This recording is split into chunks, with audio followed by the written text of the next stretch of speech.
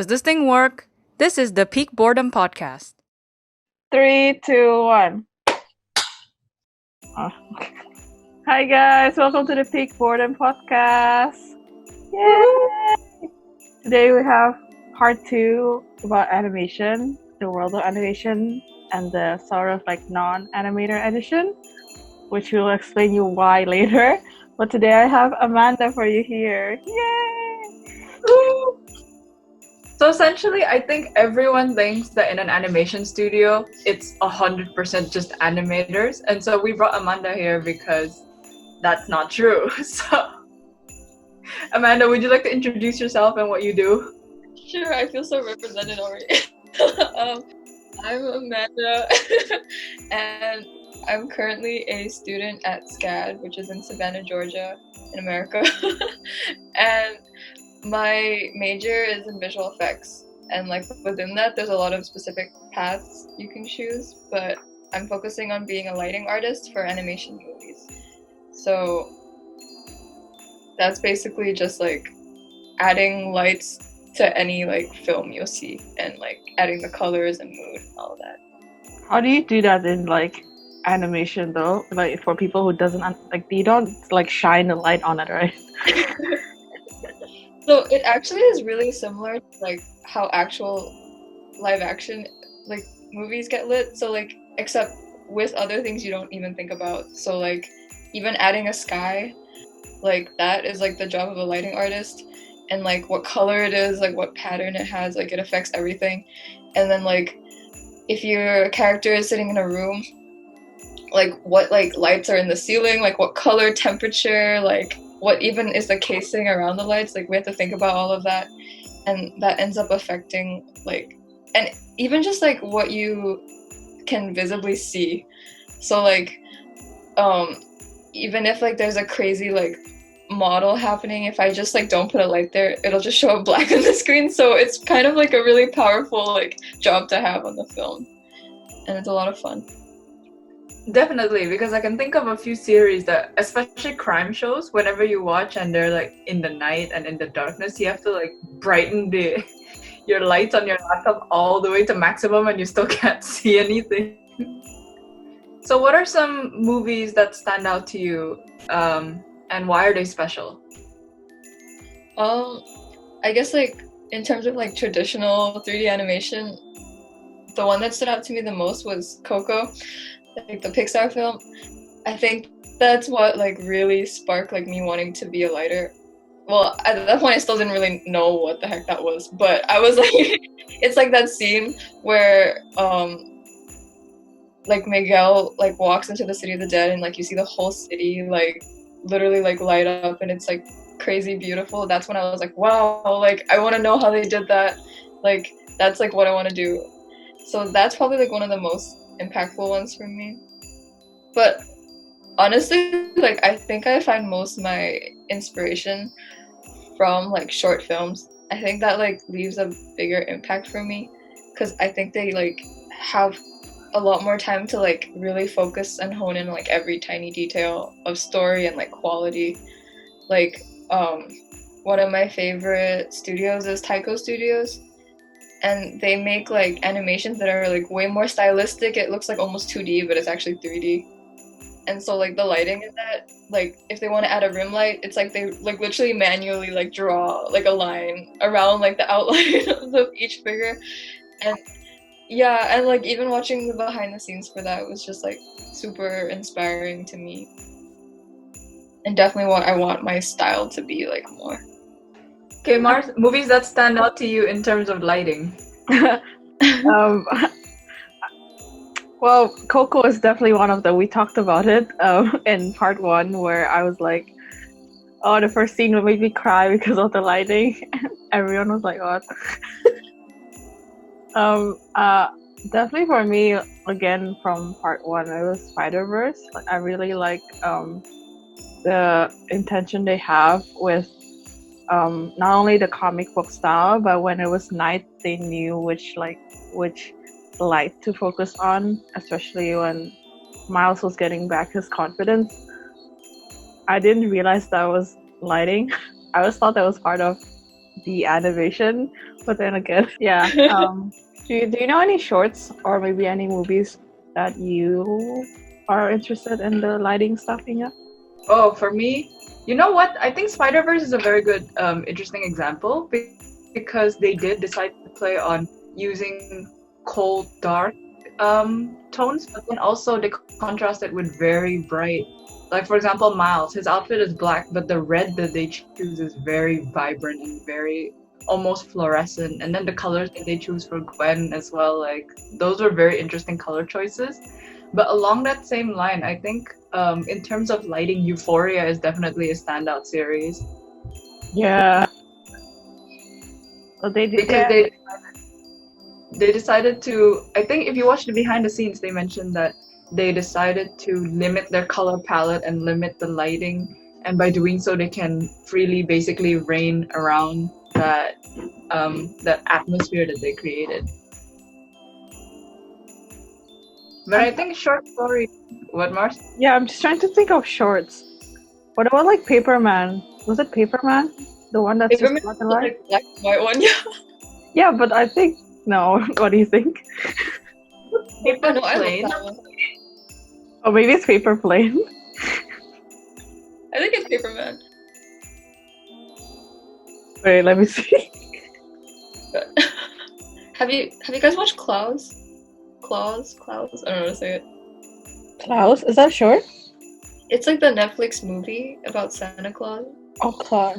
I've seen the what's it called? The advertisement.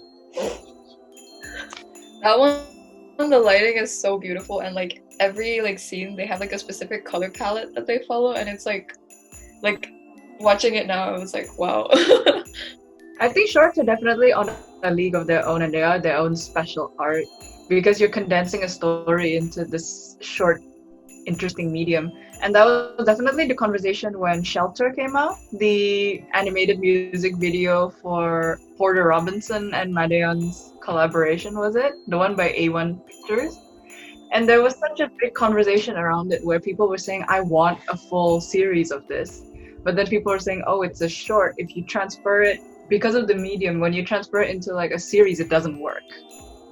Yeah. Yeah. I think for Paper Planes, I think it's called Paper Planes. I googled it 2 or 3 minutes ago. Because it's black and white, they had to focus on like lighting more importantly, I think. Because I remember when they focused on the like girl or the lighting, it was so much more prominent. Yeah, I wish I remember more shorts. But do you have any other more like people should watch? I've seen a lot from the company you mentioned. Their stuff was amazing. Yeah.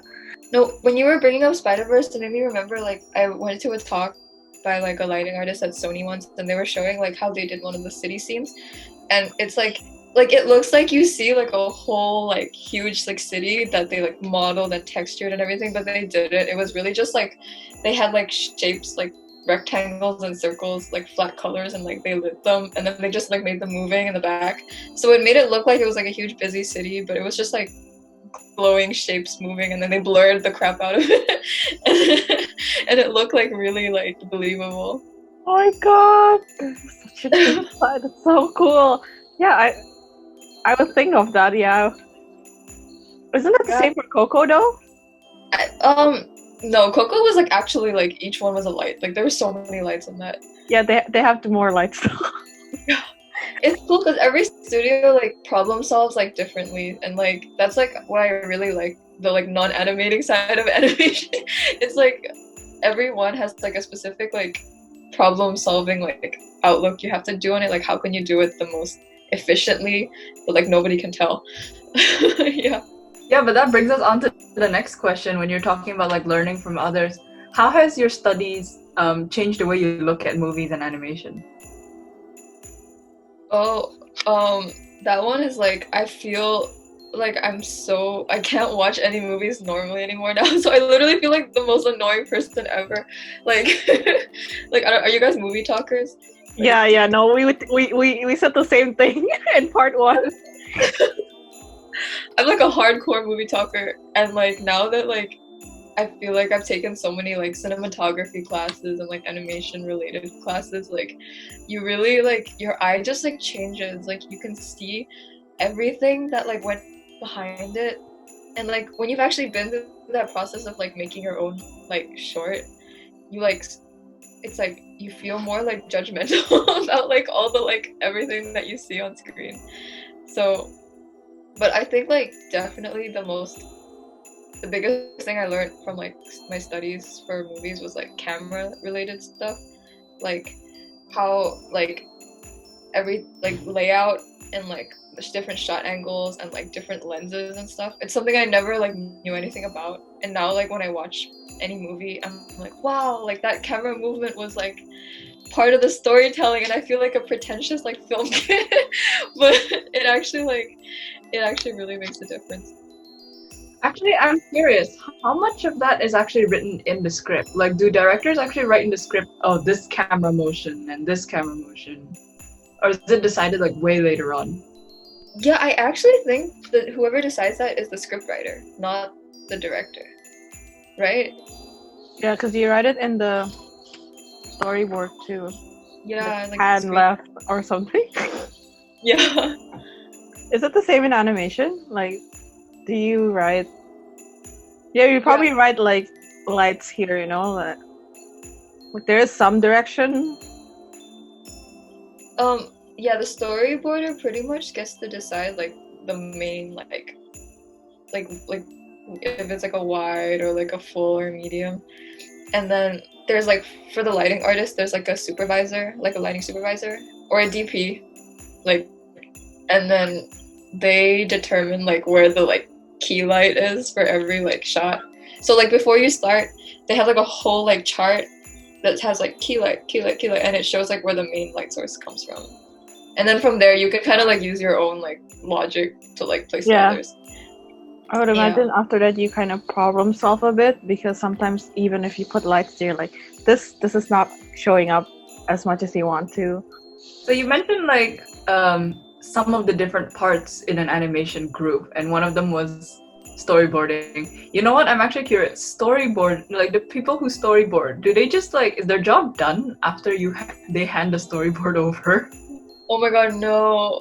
They actually like No. It's actually a known fact that like the story artists have the worst. They get it the worst in like the animation production. Oh really? Because, I did not know that. Yeah, like they get not like treated the worst, but like basically like they'll spend days, hours, like months, like drawing every like frame for like a story, and then the director's like, actually we don't want that anymore because we like that story just is gonna change, and then they have to throw everything away and like restart. Like at least with like everything else, you can kind of like take what you already had and like kind of tweak it. But the story, it's like it just changes completely, and they have to draw so much. Cause like I know like for Frozen 2, like it was even like a month before the premiere, and they were still changing the story, and like it was like kind of crazy. But yeah, I don't think they ever stop. Wow. And what other people are involved in a animation production then? So of course we've got the typical ones that are more similar to a live action feature, which would be like the director, the production assistant, cinematographer, and all that. So what are some other different roles that they have like in an animation group? And maybe like how do they come into it? Like come into it as in, So if there's like a big cinematographer and then they say like lights here, here, how would you come in and like maybe fix it or something? I don't know. Is that the terms? Probably not. not sure, but I guess there's just like in animation there's just so many individual parts, but I can focus on like the production, because there's like pre-production, production, post. Even in the like main production part, there's like I actually like listed it out before this started. I was like, wow, there's so many. I made like a little chart for it, but what dedication. We can put it somewhere here. Wait, like actually, it's like I scribbled it like in like 2 seconds. or not? After the storyboard artist is done with their frames, it goes on to like the first stage of like actual production, which is the layout artist. So this is like a part that nobody really knows exists, but they're basically like the cameraman or woman, and they determine, like, they bring the storyboards and they put into 3D cameras. So like it's a literal, like, in our program that, like, the main program we use, it's called Maya, and you literally are putting like 3D cameras and you can change everything from like the focal length, like everything as you would a real camera. And then their job is to like have the whole like sequence out, like as if it was like a real like person recording, and like the camera movements. And then they do like block animation, so like if they have the model, it'll just like move like in a T pose or something.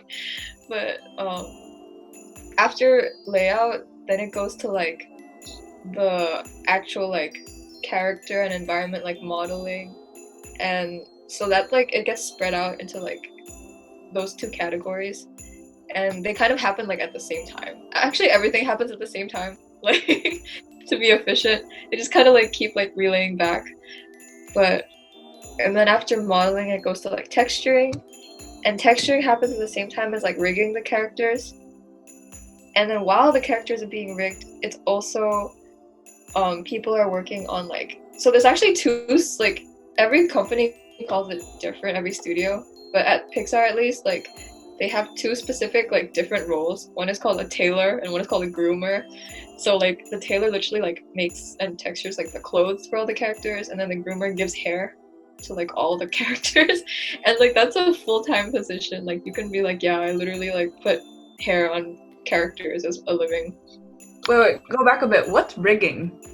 Oh yeah, rigging is like, I forget that it's like a new word, but rigging is basically like when you have a modeled character, they are kind of just like, it's like if you just had a clay character, like they don't have any bones, so riggers add like the bones and the skeleton, and like so that like the animator can like take those bones and like actually move them.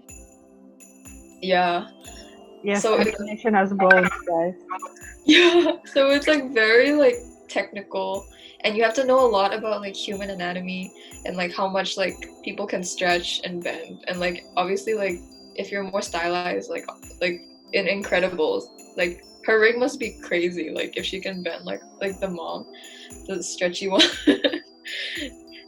So like they have to cater to like every character specifically. Oh, this So reminds are me. they in charge of like maybe the way that they walk?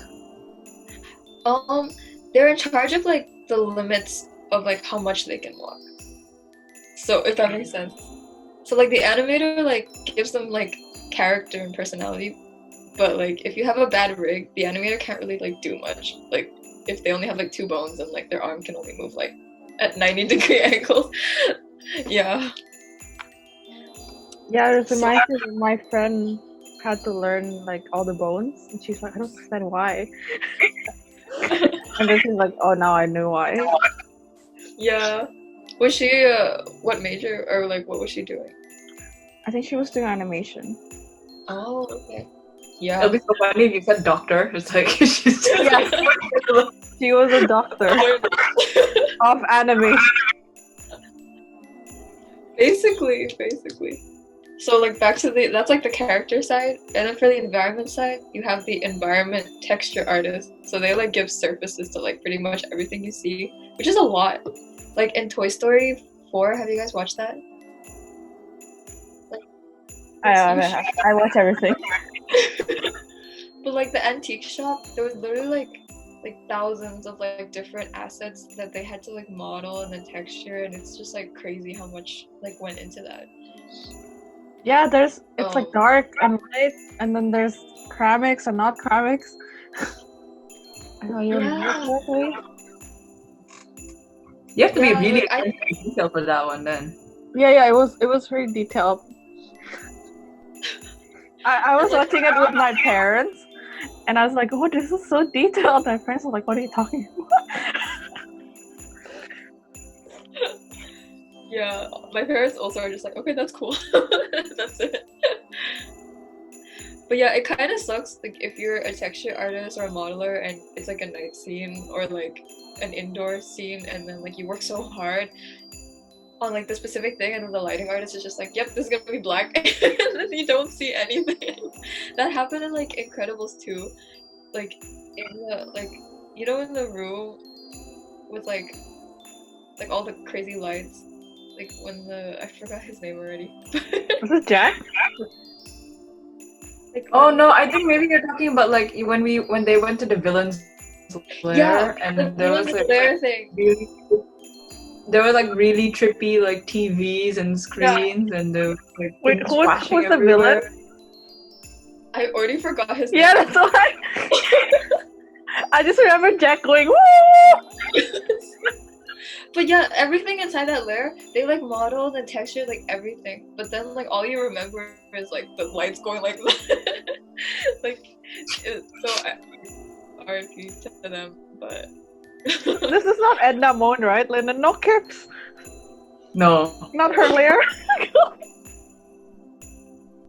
Oh my god, you can tell how much of a nerd we are.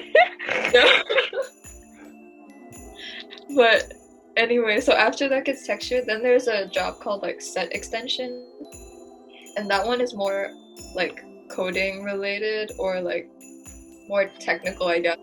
And so that can be everything from like the sky, like adding the texture of the sky, or like in their newest movie, like Soul, like some of the sets weren't even like real places, like it was just like random like colors that like moved in the back. So like that would be like their job. Wasn't that the same with Inside Out, or no? Yeah, I was just thinking of Inside Out. There's no real setting. It's just colors and lights and background. Yeah. And like in Inside Out, there was like, you know, like that scene with like it's like the rose with the magical like ball memory thing. Yeah. Yeah, that would be set extension. Like it would be their job to like make it like easy to model like so many things in one go. So they're the coders that like make tools for people. Yes, guys, there is math in animation. Are you surprised? There's so much math in animation. Like every like technical role, you have to like have a basic understanding of like either physics or maths, which people don't know about. Yeah. Well, my dear dreams are ruined. I'm kidding. Yeah. I learned that from my friend. Yeah, which is honestly kind of fun because like I feel like I enjoy like both sides of like art and like science. So it's a nice like marriage of the two, I guess. But yeah, so after that gets done, it's like then animation, which is just like moving them and like giving them life and like characters. And then after animation, it's simulation. So like even though they have clothes and hair, like when they move, the hair and clothes like have to move too. So like people's job is like literally like making the clothes move or like the hair moves if there's like wind, or like just like if it like touches a surface, like how will it fold? Like that's all their job. And like I think the biggest complaint from them is like the directors will always be like, that's too many creases, or like that's not enough creases, and like their whole life is just like trying to maintain all the creases of the characters. I was like, wow. Brave was definitely a standout for that because Merida's hair, like the way that it moves is incredible. Because like the strands, like some of them are wavy, some of them are really, really like curled, and then the way they move, like when she's riding a horse, when she's walking, like that's impressive. Yeah, so that would be like all simulation stuff.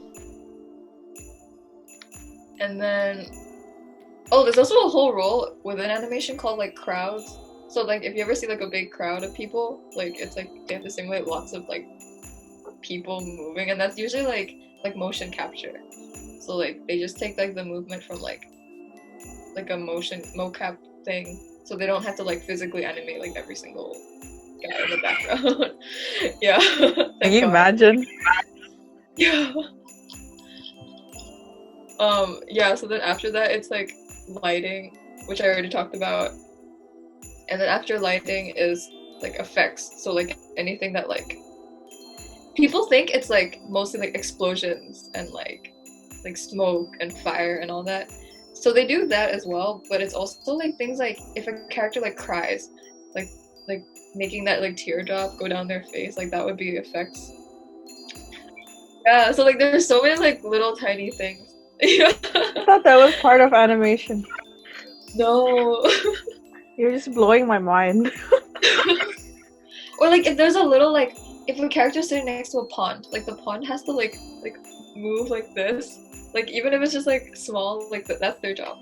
To like make everything non-character related like either like move or like glow or something. A standout for that would probably be Studio Ghibli's the Arrietty, the one with the girl who's like super small. The effect really? is incredible. Like because you can tell like in proportion to her size, the droplet of water, like how thick does it move in proportion to her body? It's incredible. I need to rewatch that. I forgot already. Yeah, I haven't watched that actually. So what she did was because she's tiny, right? She turns on the tap, and for us, water has a certain viscosity, right?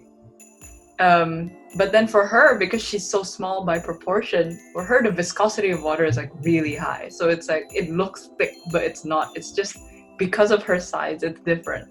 And the way she interacts with her surroundings is very interesting because of that. Oh, cool. We can watch after this. Okay. Yeah. But yeah, like effects, like they have a big job in animation because it's like have you seen Frozen 2? Yeah. Of course I have. And like, when all the clothes like transition and stuff, like they have to design how it transitions. Like even down to like, oh, it's gonna like move in like these like triangle forms, like they have to design all of that. So it's like crazy. And then Oh, there's more. Wait, there's more? Now there's rendering. And like rendering rendering. That is like honestly the worst job I can possibly think of. I don't know why anyone wants to do that. But I was gonna say that rendering. It's so bad. And like you basically have to like make sure everything renders like correctly without any like pixels or like noise, grain and stuff. And like setting like that's like one of the most like techier ones too. It's like you have to think about like ray tracing and like how light bounces and like the math behind that and like keeping the quality good basically. And Bollywood needs to learn how to do that, I feel. What'd you say? Just Bollywood in general. Because you would see like, cars just flip unnaturally and then he has time to like give the girl a flower while the car's flipping and then it lands. But that's their style. And we're nerds, though. Yeah, we really are. I didn't think I was a movie nerd until we talked to Mars's friend who does movie productions, but he does like feature films. He doesn't do animation. And I'm suddenly like, oh, I do watch a lot of movies. Yeah. Rendering's terrible. It's so bad, and like it's known for like if you want to like get to the industry, like you want to work in a big studio, but like you're still like fresh out of school. Like a lot of people become like it's called render wranglers, and you're basically sitting in a dark room with like a billion computers, and you're just like making sure like everything goes well. You're just like pressing buttons. Like it's like the admin, or I guess, of rendering, but it's like such a dull job, but it's easy to like get your foot in the door kind of thing. But and then like I think there's only one more main like role left, and I think that's like actually the most important. It's like the pipeline person. So that's basically like this whole thing is called like the pipeline of production, and they're basically the ones, also coders, like they're the ones who make sure like all our files and like assets are like organized and are able to like transfer properly down like the flow, and like they basically maintain like the whole workflow of the whole production. So if they don't do their job correctly, like everything just gets lost and like disorganized, and like so they like work with everybody basically to make sure it all like stays good and flowing. Oh wow, I So did not know that. like a secretary and a manager rolled into one. Yeah. I was gonna say that. hefty coder too. Yeah, because I was wondering how in the world do you keep up with everyone? Yep, that's their job to make it easy for everyone. You're not gonna talk to like, oh, have you done the lighting? What about you, huh? Yeah, like it's like such a like I like animation studios are such a like have you seen like those like ant hill farm things where everything is like has a certain energy and like way, like it's all so like I don't know how to say it, but the energy, if like one part goes wrong, everything gets thrown off, which is kind of scary. Yeah, it's a big collaboration project. Like, Yeah. Great. Let's move on to a really Right. interesting other topic of conversation. Your internship with Pixar. Oh yeah. I feel like I talked so long in the other question. Oops. Fine. So like everything I just talked about is called like technical direction, and so the internship that I applied for is called the Pixar undergraduate program, and it's basically like a classroom internship that teaches you everything in that like flow, like pipeline. And so it was meant to be this summer, but because of COVID it got canceled. So that was really sad and tragic because it was like my dream internship. But they were really nice about it, and they had already made a Facebook group where we got to meet the other interns. So we had a Zoom call and we were like, yeah, we want to like still do a project together. And they actually emailed us. We were going to email them, but they emailed us first. They were like, hey, we feel really bad about it, so we're going to set up like a Slack channel with like mentors, with like volunteers who want to do it. And so they were like our mentors for the whole summer, and they like oversaw our short film project that we worked on, as well as like everybody got assigned like 2 mentors. It related to like what you want to do. So like I got one lighting artist, and like so I would basically have like a meeting with my mentors like every 2 weeks where we just like catch up, and like I'd ask for feedback on like my projects and stuff. And it was really just like getting to know them as like people and friends.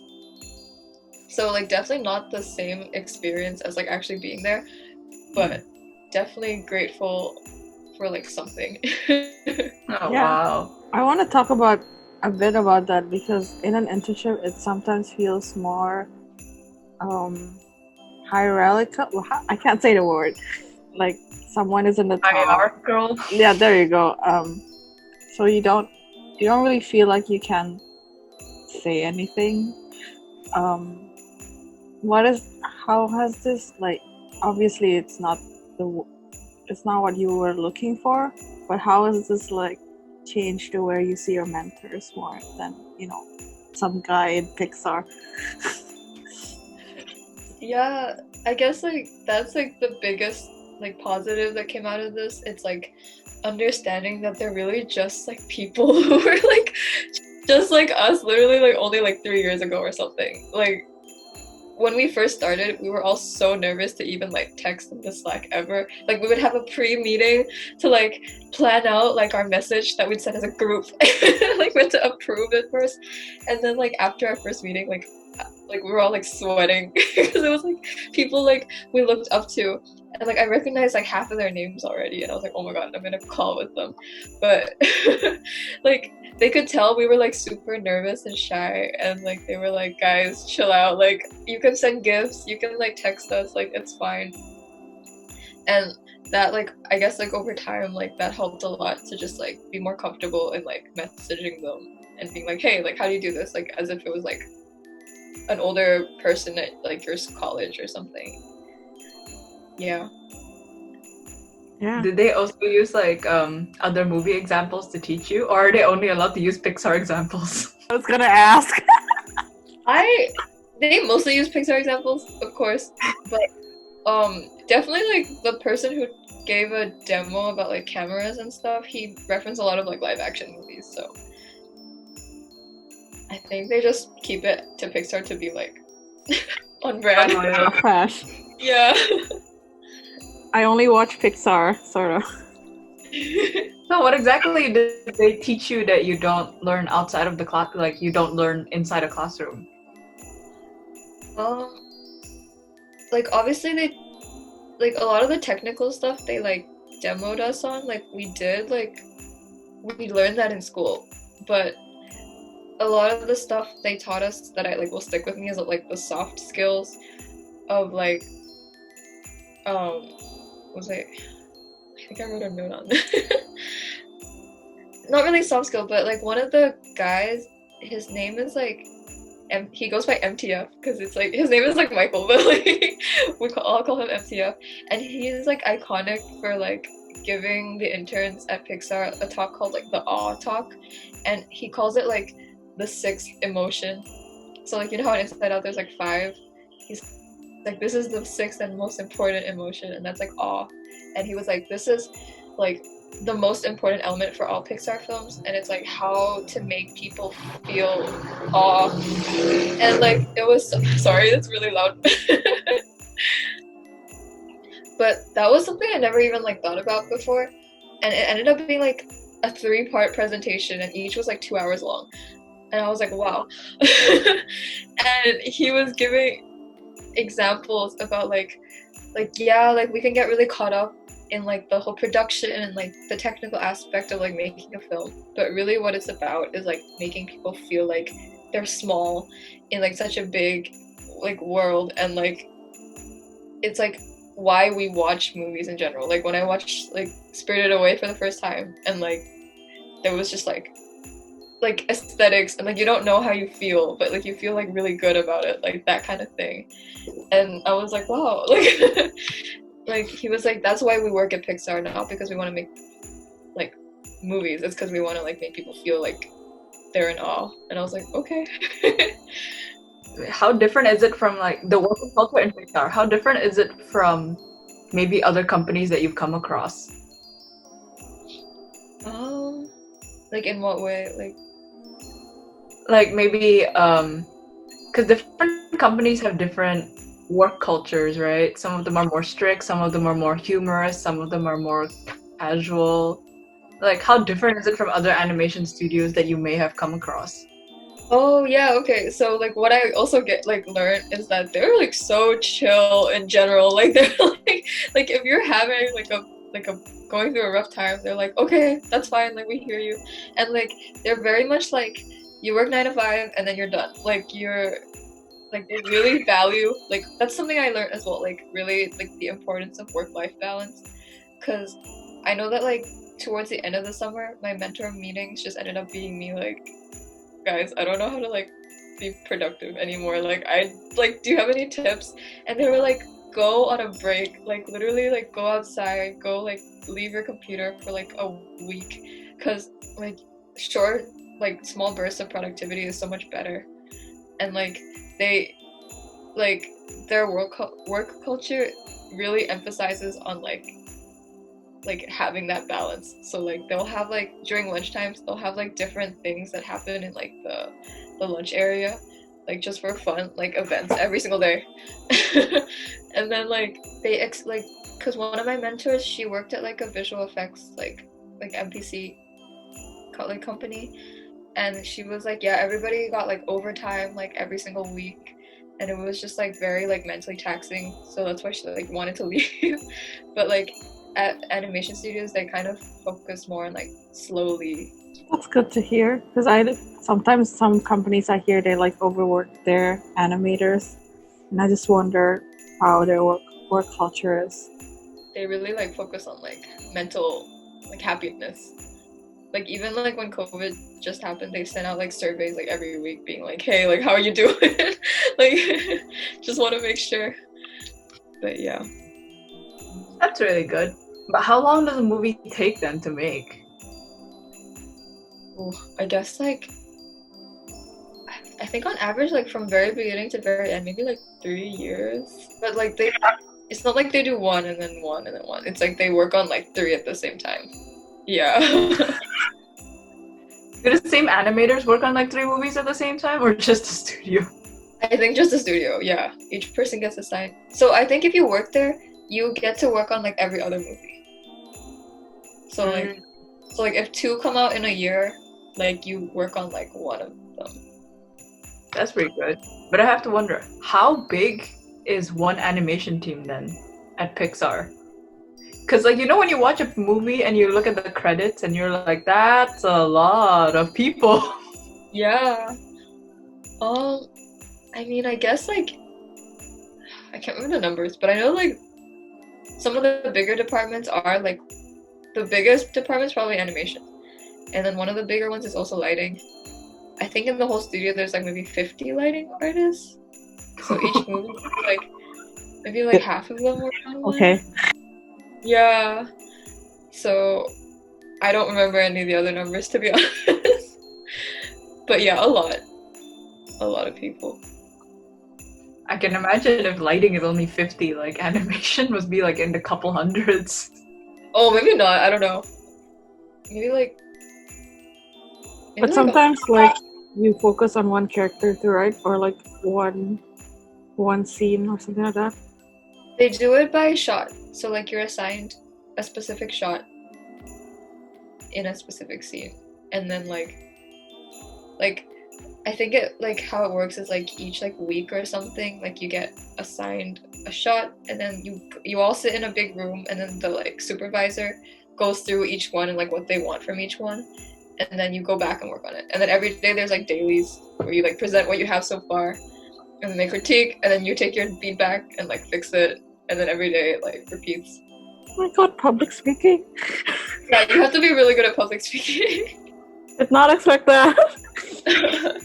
Is there actually some TV animation show that that like sparks your interest? TV animated show. Except maybe Avatar. I'm trying to think. I mean, we can talk about Avatar. Yo, I love Avatar. We all too love Avatar. If you're watching this, Lauren, please watch Avatar. Have you guys watched Korra? Yeah, I have. Do you guys like it? I do. It gets a lot of slack, but I think it's actually pretty good. Okay, right, same. Like, it's nowhere near as good, of course, as like the original, but like I think it's still a really good show. Like, Yeah, and they faced a lot of like production issues because of Nickelodeon, but they had to face a lot of budget cuts just because Korra was more mature. Yeah, and actually, Korra was only supposed to be one season. Yeah, so I was gonna say season that. 1 was very planned out, and then suddenly the studio was just like, "Nah, we want a few more seasons." So they had to like scramble everything together. that makes so much sense. Oh my yeah, God. yeah, they're like, yeah, and then by season 3, they're like, yeah, you should stop. Season 2 was just like about kites, like the backstory. Like, I was like, this is so random. In season 2, they're like, well, crap. Well, I'm done, but they want more. Yeah. That's why it's like pretty slow at first. I do really love in Korra what they particularly do with the setting. Like if you look at the backgrounds, like when they paint out Republic City, the day and the night, and then when that beam thing shoots out of the center of the city. Yeah, I kept commenting on that. They were like, stop it. Like, we get it. Especially the one with Avatar 1, there was a whole different style. Yeah, I really liked that part. Yeah, it's a shame that the animation production, they just didn't have as much as time, so it looked a bit rushed. Yeah, obviously I would know this. Nerd. I'm trying to think of other animated like movie like series that I watch, but it's been a while. Have you ever watched Gravity Falls? No, I haven't. That's pretty. Sammy has watched. You guys should binge watch it together. So what's interesting with that is they didn't have like a set schedule. They had time to focus on each episode. So for 2 seasons, it went for like 4 years. Yeah. So they really figured it out, like the whole story. That's good though. I prefer it when like people take longer, but like it's like better. Yeah, I think like shorts and maybe like animated TV show, they have to do it fast, right? Like this is a season. This is like focus 1, 2, 3, 4, 5. And whereas in like movies, you're like, yeah, let's get coffee. Yeah. Yeah. So How long did Shelter take? Because Shelter was made by an anime studio, and anime studios have their own like well-oiled machines already. But also the backgrounds done in Shelter were really good. I don't know. Shelter, It took them a while. because they made it was one character, but they made settings, a backstory. They had the background set. She had like different clothing.